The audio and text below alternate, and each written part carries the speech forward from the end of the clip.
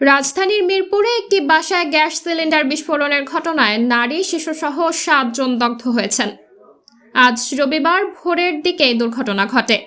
এরপর তাদের জাতীয় বার্ন অ্যান্ড প্লাস্টিক সার্জারি ইনস্টিটিউটের জরুরি বিভাগে নিয়ে আসা হয় এবং বর্তমানে তারা সেখানে চিকিৎসাধীন রয়েছেন। দগ্ধরা হলেন আব্দুল খলিল, মোসাম্মদ রুমা আক্তার, আব্দুল্লাহ মোহাম্মদ, ইসমত, স্বপ্না ও শাহজাহান।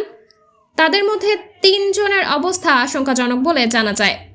এ বিষয়টি নিশ্চিত করে জাতীয় বার্ন অ্যান্ড প্লাস্টিক সার্জারি ইনস্টিটিউটের আবাসিক চিকিৎসক ডাক্তার মোহাম্মদ শাওন বিন রহমান গণমাধ্যমকে বলেছেন, মিরপুর থেকে আসা দগ্ধ 7 জনকে হাসপাতালে চিকিৎসা দেওয়া হচ্ছে।